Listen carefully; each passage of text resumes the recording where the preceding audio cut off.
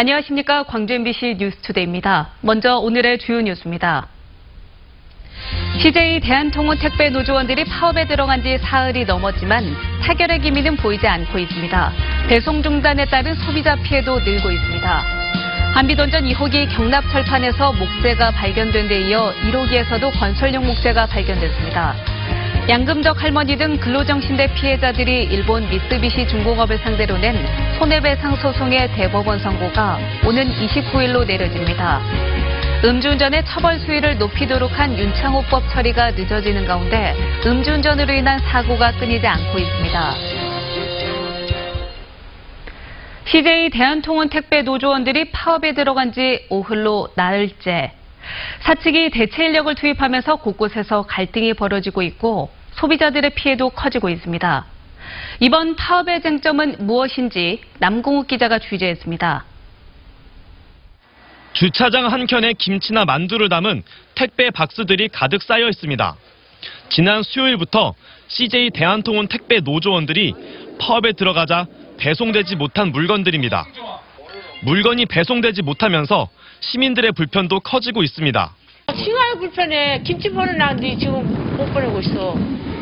사측이 대체 인력을 투입하면서 광주 시내 곳곳에서는 노조원과 사측 간 실랑이가 벌어졌습니다. 사측은 직영 택배 차량을 동원해 택배 물량을 배송하려 했지만 노조 측의 반발로 무산됐습니다. 대기만 하고 있어가지고 사람 대기만 하고 있어요. 그런다고 저희가 몸싸움까지 하면서 갈 필요는 없잖아요. 갔더니 뭐 택배 한두 번 먹는 사람들인데. 택배 노조는 최근 대전에서 잇따라 발생한 택배 노동자 사망 사건의 대책 마련과 지난 11월 노동부로부터 인정받은 택배 노조의 지위를 사측도 인정하라며 파업에 들어갔습니다. 노동조합 인정하고 단체 교섭에 임하라. 그리고 두 번째는 최근에 있었던 세 분의 노동자 사고가 있었는데 그거에 대해서 재발 방지 대책과 안전하게 일할 수 있는 대책을 만들어라.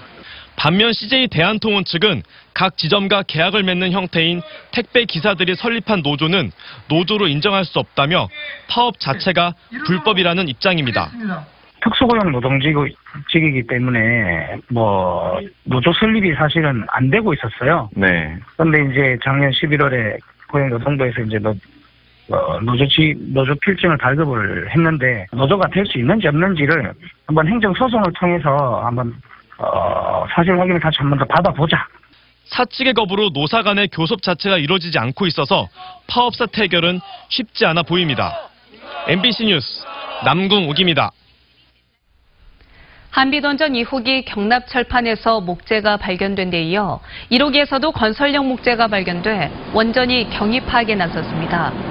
한빛원자력본부 등에 따르면 정비 중인 원전 1호기 철판 내부에서 최근 길이 57cm 크기의 건설용 목재가 발견됐습니다.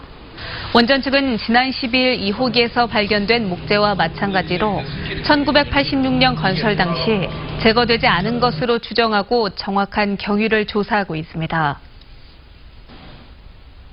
양금덕 할머니를 비롯한 근로정신대 피해자들이 일본 미쓰비시 중공업을 상대로 한 손해배상 소송의 대법원 선고 날짜가 오는 29일로 잡혔습니다. 근로정신대 시민 모임에 따르면 대법원은 오는 29일 오전 10시에 양금덕 할머니 등 피해자 할머니 4명과 유족 1명 등 모두 5명의 원고 간의 손해배상 소송의 결과를 선고할 계획입니다. 1심과 2심에서 피해자들이 승소한 이 사건은 지난 2015년 7월 대법원으로 넘겨진 이래 3년 동안 결론이 나지 않다 지난 9월 대법원 전원 합의체에 회부됐습니다. 윤장현 전 광주시장이 현직 시절 전직 영부인을 사칭한 보이스피싱 사기에 속아 수억 원을 보냈던 사실이 뒤늦게 드러났습니다. 40대 여성이 권양숙 여사의 성대모사까지 해가며 사기 행각을 벌인 건데요. 윤 전 시장은 의심 없이 돈을 송금해줬습니다. 김철원 기자입니다. 윤장현 전 광주시장은 현직 시장이던 지난해 12월 49살 김모 여인으로부터 문자 메시지를 받았습니다. 권양숙입니다. 잘 지내시지요라는 인사와 함께 딸 사업 문제로 곤란한 일이 생겼다. 5억 원을 빌려주면 곧 갚겠다는 내용이었습니다. 문자 메시지를 보고 윤 전 시장이 전화를 걸었을 때 김 씨는 경상도 사투리와 권 여사의 말투를 흉내내는 성대모사로 윤 전 시장을 속였습니다. 윤 전 시장은 목소리가 비슷해 진짜 권양숙 여사인 줄 알았다고 경찰에 진술한 것으로 전해졌습니다. 윤 전 시장은 아무런 의심 없이 김 씨의 어머니 계좌로 작년 12월부터 올 1월까지 4차례에 걸쳐 모두 4억 5천만 원을 보냈습니다. 윤 전 시장이 신고한 본인 재산 6억 9천만 원의 3분의 2에 달하는 금액이었습니다. 용의자 김 씨는 한때 민주당 선거운동원으로 활동하면서 자치단체장들의 전화번호를 확보한 것으로 알려졌습니다. 김 씨는 다른 광주 전남 지역 유력 인사들에게도 권양숙 여사와 김정숙 여사를 사칭한 문자 메시지를 보내 돈을 가로채려다 이를 수상히 여긴 인사 중 한 명이 경찰에 신고하면서 덜미를 잡혔습니다.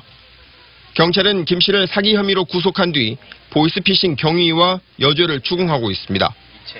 영부인을 사칭한 문자에 거액을 선뜻 내준 윤장현 전 시장은 현재 외국에 체류 중입니다. MBC 뉴스 김철원입니다. 광주 기초자치단체 금고 선정에 경찰 수사와 법원 심리가 잇따르며 구 금고 선정 절차의 투명성이 도마 위에 올랐습니다. 광주 남구에 따르면 구 금고 운영기관을 국민은행으로 바꾼 이후 탈락한 광주은행 측이 지난 21일 광주 남구를 상대로 금고 지정 절차 속행 금지 가처분을 법원에 신청했고 금고 약정계약 체결 금지 가처분도 신청하기로 했습니다. 광주 광산구도 구 금고 선정 과정의 불공정 의혹과 관련해 경찰 수사와 압수수색이 이루어지는 등 구 금고를 둘러싼 잡음이 끊이지 않고 있습니다. 전라남도 선거관리위원회가 출향일에 각종 편의를 제공한 장흥군에 대해서 선거법 위반 여부를 조사하고 있습니다. 선관위는 장흥군이 지난달 말 장흥을 찾은 출향인들의 수십만 원 상당의 식사비를 비롯해서 2박 3일 동안 숙박과 교통 편의까지 제공했다는 제보에 따라 사실관계와 공직선거법상 기부행위 위반 여부를 확인하고 있습니다. 이에 대해 장흥군은 모임을 주최한 측에서 식사를 포함한 모든 비용을 정산했다며 행사 진행 과정의 일부 착오로 이 같은 오해가 빚어진 것 같다고 해명했습니다. 노동력 착취와 감금, 폭행 사실이 알려져 충격을 줬던 염전 강제 노동 착취 피해자들에 대해 국가 배상 책임이 추가로 인정됐습니다. 서울고법 민사일부는 지난 2014년 염전에서 노동을 착취당한 사실이 공개돼 파문을 일으킨 김모 씨 등 3명이 낸 손해배상 소송에서 국가와 완도군은 김 씨에게 3천만 원, 또 다른 김모 씨와 최모 씨에겐 각각 2천만 원과 3천만 원을 지급하라고 판결했습니다. 지난해 9월 열린 1심 재판부는 이들 3명에 대한 국가의 배상 책임을 인정하지 않았지만 항소심에서 이를 뒤집고 국가와 지방자치단체의 잘못을 인정했습니다.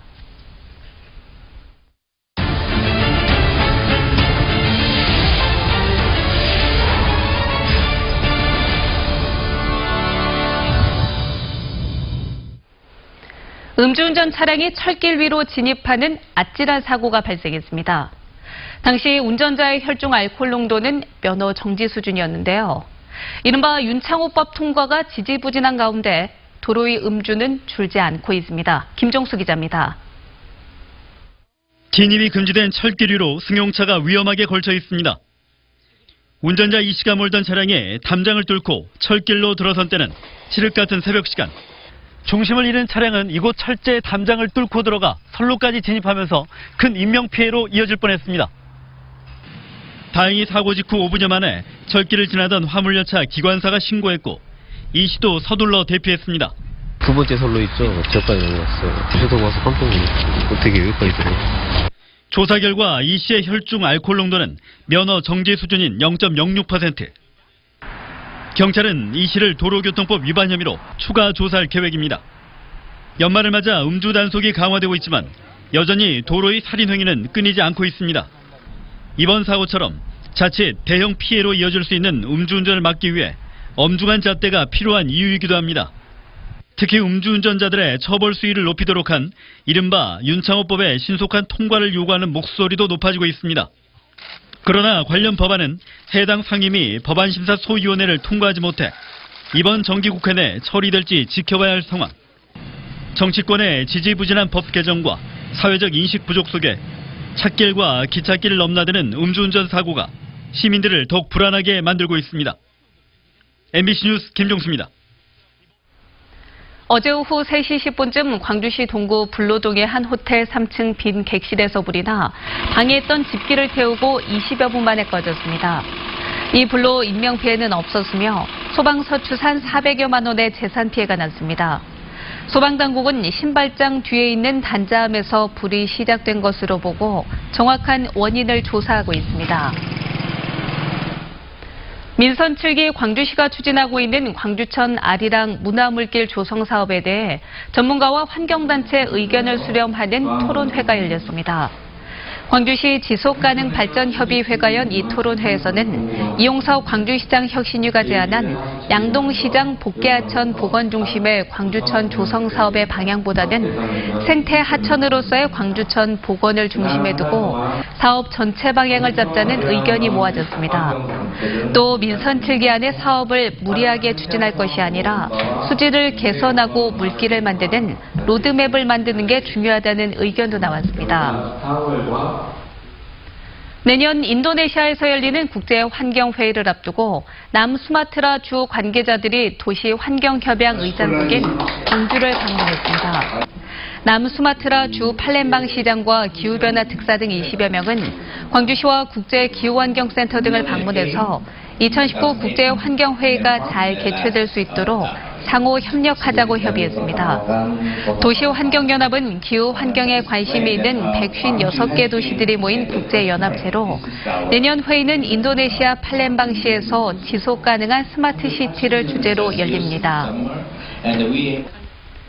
전라남도가 채용비리 근절을 위해서 22개 지방 공공기관과 공직유관단체를 대상으로 정규직 전환을 포함한 채용 전반에 대해 전수조사를 실시합니다. 전라남도는 이번 조사에서 2017년 10월 1일 이후 모든 신규 채용자와 2014년 이후 정규직 전환자를 대상으로 임직원의 채용 청탁이나 부당 지시 여부, 인사부서 채용 업무의 적정성 등을 내년 1월 말까지 집중 조사하기로 했습니다. 전라남도는 또 도 누리집에 채용비리 통합신고센터를 설치해서 채용비리와 관련한 익명제보와 신고를 접수할 계획입니다.